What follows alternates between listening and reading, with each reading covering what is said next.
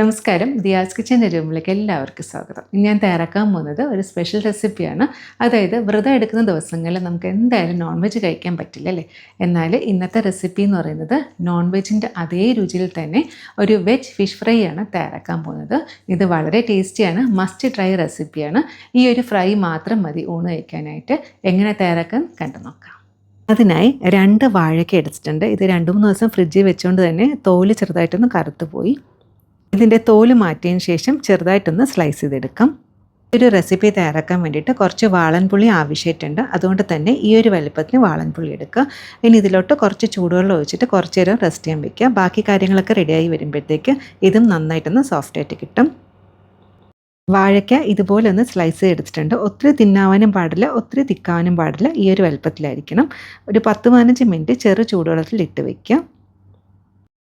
അടുത്തായിട്ട് മിക്സിയിൽ ഒരു ചെറിയ ജാർ എടുത്തിട്ടുണ്ട്. ഇതിലോട്ട് 4 ചെറിയുള്ളി തന്നെ എടുക്കണേ, അതാണ് കൂടുതൽ ടേസ്റ്റ്. എരിവിന് വേണ്ടിയിട്ട് 4 വറ്റൽമുളക്, 3 അല്ലി വെളുത്തുള്ളി. ഇതിൽ ഇഞ്ചി ചേർക്കില്ല. ഇതിലോട്ട് 1/2 ടീസ്പൂൺ പെരിഞ്ജീരകം, അതായത് ഗരം മസാലയിലൊക്കെ ചേർക്കുന്ന വലിയ ജീരകമാണ്. ഇത് ചെറുതായിട്ടൊന്ന് പൾസ് ചെയ്തെടുക്കുക. ഒത്തിരി അരഞ്ഞു പോയരുത്, ചെറുതായിട്ട് തരിതരിപ്പായിട്ടൊന്ന് അരച്ചെടുക്കുക. ഇതുപോലെയാണ് ആക്കിയെടുക്കേണ്ടത്. ഒന്ന് ചതച്ചെടുക്കുക വേണ്ടുള്ളൂ. ഇനി നമുക്ക് ഫ്രൈ തയ്യാറാക്കാം. ഫ്ലെയിം ഒന്ന് മീഡിയത്തിലാക്കിയതിന് ശേഷം 1.5 ടേബിൾ സ്പൂൺ വെളിച്ചെണ്ണ ഒഴിച്ചെടുക്കുക. വെളിച്ചെണ്ണ തന്നെ ഒഴിക്കണം കേട്ടോ. വെളിച്ചെണ്ണ ചേർക്കുമ്പോഴാണ് കൂടുതൽ ടേസ്റ്റ് കിട്ടുക. എണ്ണ നന്നായിട്ട് ചൂടായതിനു ശേഷം നമ്മൾ ചതച്ച് വെച്ചേക്കുന്ന ചെറിയ ഉള്ളി, പെരിഞ്ജീരകം, വെളുത്തുള്ളി ചേർത്തെടുക്കുക. ഇനി ഇതൊരു ലോ ഫ്ലെയിമിൽ നന്നായിട്ടൊന്ന് വഴറ്റിയെടുക്കുക. അതായത് ഇതിൻ്റെ ഒരു പച്ച ചുവ നന്നായിട്ടൊന്ന് മാറണം. ഒരു റെസിപ്പി കാണുമ്പോൾ നിങ്ങൾക്ക് കുറച്ച് പേർക്കെങ്കിലും കുറച്ച് നാൾ മുന്നേ വൈറൽ ഫിഷ് ഫ്രൈ ഭയങ്കര ട്രെൻഡിങ് ആയിരുന്നു. കുറേ പേരെങ്കിലും അത് ട്രൈ ചെയ്തിട്ടുണ്ടാവുമെന്ന് വിചാരിക്കുന്നു. ഇത് വൈറൽ ഫിഷ് ഫ്രൈ അല്ല കേട്ടോ. അതുപോലെ തന്നെയാണ്, പക്ഷേ ഞാൻ എൻ്റെതായ കുറച്ച് മാറ്റങ്ങൾ വരുത്തിയിട്ടുണ്ടെന്ന് മാത്രമേ ഉള്ളൂ. ഇതിൽ വറ്റൽമുളകൊക്കെ ചേർത്തുകൊണ്ട് തന്നെ ഫ്ലെയിം തീരെ ലോ ആക്കി വെക്കണേ, അല്ലെങ്കിൽ പെട്ടെന്ന് തന്നെ മൂത്ത് പോവും. അപ്പോൾ ഇത് കൈയെടുക്കാതെ ഇളക്കിക്കൊണ്ടിരിക്കുന്നതായിരിക്കും കുറച്ചും കൂടി നല്ലത്. ഒരു 2-3 മിനിറ്റ് ഇതുപോലെ നന്നായിട്ടൊന്ന് ഇളക്കി കൊടുക്കാം. അങ്ങനെ വഴറ്റാൻ തുടങ്ങിയിട്ട് ഇപ്പോൾ ഒരു 5 മിനിറ്റ് ആയിട്ടുണ്ട്. വെളിച്ചെണ്ണയിൽ ചെറിയ ഉള്ളിയും വെളുത്തുള്ളിയും പെരിഞ്ജീരകമൊക്കെ ഒന്ന് മൂത്ത് വരുമ്പോൾ നല്ലൊരു മണമാണ് വരുന്നത്. നമുക്ക് അടുത്തായിട്ട് മസാലകൾ ചേർത്തെടുക്കണം. അതിന് വേണ്ടിയിട്ട് ഒന്നുകിൽ ഫ്ലെയിം ഒന്ന് സിമ്മിലാക്കുക, അല്ലാന്നുണ്ടെങ്കിൽ ഫ്ലെയിം ഓഫാക്കുന്നതായിരിക്കും കേട്ടോ കുറച്ചും കൂടി നല്ലത്. ഇനി ഇതിലോട്ട് കുറച്ച് കരിവേപ്പില ചേർത്തെടുക്കാം. ഇവിടെ തന്നെ 1/4 ടീസ്പൂൺ മഞ്ഞൾപ്പൊടി. മഞ്ഞൾപ്പൊടിയുടെ പച്ചമണം നന്നായിട്ടൊന്ന് മാറണം. 1 മിനിറ്റ് നന്നായിട്ടൊന്ന് വഴറ്റിയെടുക്കുക. ഫ്ലെയിം ഇപ്പോൾ ഓൺ ആക്കേണ്ട ആവശ്യമില്ല, കാരണം പാനിൽ തന്നെ നല്ല ചൂടുണ്ട്. അടുത്തായിട്ട് 1 ടീസ്പൂൺ മുളക് പൊടി ചേർക്കുന്നുണ്ട്. ഇതിപ്പോൾ കാശ്മീരി മുളക് പൊടിയാണ് ചേർക്കുന്നത്. എരിവിന് വേണ്ടിയിട്ട് നേരത്തെ വറ്റൽമുളക് ചേർത്തിട്ടുണ്ട്. ഇനി മുളക് പൊടി കൂടെ ചേർത്തതിന് ശേഷം നന്നായിട്ടൊന്ന് വഴറ്റിയെടുക്കുക. അതായത് മുളക് പൊടിയുടെ പച്ചമണം നന്നായിട്ടൊന്ന് മാറണം. 1-2 മിനിറ്റ് ഇതുപോലെ ഒന്ന് വഴറ്റിയെടുക്കുക. മുളക് പൊടി ചേർത്തിട്ട് 1-2 മിനിറ്റ് ഇതുപോലെ ഒന്ന് വഴറ്റിയെടുത്തിട്ടുണ്ട്. ഇനി ഫ്ലെയിം ഓണാക്കിയതിന് ശേഷം നമ്മൾ കുതിർത്ത് വെച്ചേക്കുന്ന പുളിയുടെ വെള്ളം ഒഴിച്ചു കൊടുക്കുക.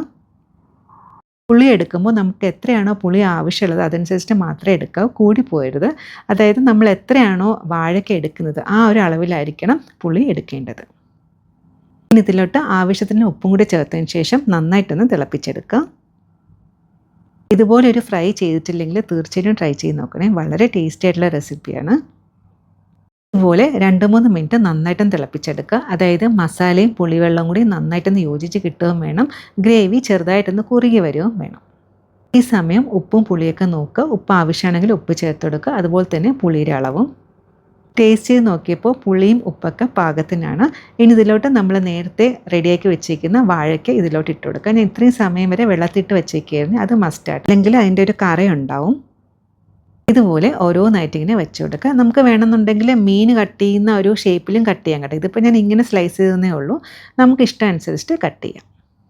ഇപ്പോൾ 5 പീസ് മാത്രമേ എടുത്തിട്ടുള്ളൂ. ഇനി സ്പാച്ചിൽ വെച്ചിട്ട് വാഴക്കയിൽ ഒരു ഭാഗത്ത് മസാല നന്നായിട്ട് കോട്ട് ചെയ്യുന്ന രീതിയിൽ ഇതുപോലെ ഒന്ന് ആക്കി കൊടുക്കുക.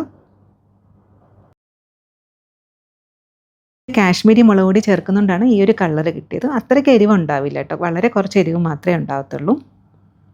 ഇതുപോലെ മസാലയൊക്കെ നന്നായിട്ട് ആക്കിയതിന് ശേഷം ഒരു 5 മിനിറ്റ് ലിഡ് അടച്ച് വെച്ചിട്ട് ലോ ഫ്ലെയിമിലൊന്ന് വേവിച്ചെടുക്കുക. ഫ്ലെയിം കൂടിപ്പോയത് ലോ ഫ്ലെയിമിൽ തന്നെ വെക്കുക.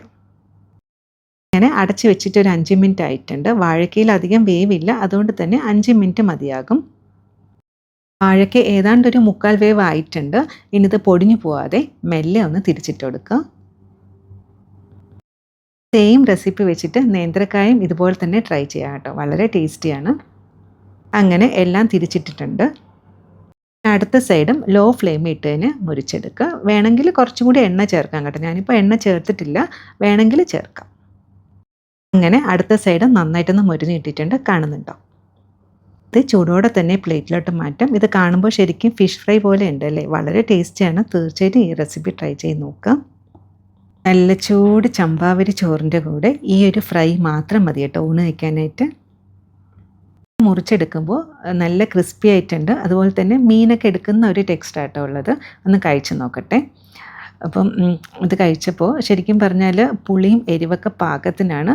ഒരു പ്രത്യേക ഒരു ടേസ്റ്റാട്ടോ ഇതിന്. ഇതിൻ്റെ കൂടെ കഴിക്കാൻ പ്രത്യേകിച്ച് ഒരു കറിയില്ലെങ്കിലും ഈ ഒരു ഫ്രൈയും ചോറും മാത്രം മതി ഊണ് കഴിക്കാനായിട്ട്. എനിക്കിത് വളരെയധികം ഇഷ്ടപ്പെട്ടു. നിങ്ങളും ട്രൈ ചെയ്ത് നോക്കുക. ട്രൈ ചെയ്ത് നോക്കിയിട്ട് ഫീഡ്ബാക്കും കൂടെ അറിയിക്കാൻ മറക്കരുതേ. റെസിപ്പി ഇഷ്ടപ്പെട്ടാൽ ഫ്രണ്ട്സും ഫാമിലിയായിട്ടൊക്കെ ഒന്ന് ഷെയർ ചെയ്തും കൂടെ സപ്പോർട്ട് ചെയ്യണേ. പറ്റുന്ന പോലെ സന്തോഷമായിട്ടിരിക്കുക. ഇതുപോലെ വേറെ റെസിപ്പി ആയിട്ട് കാണാം. താങ്ക്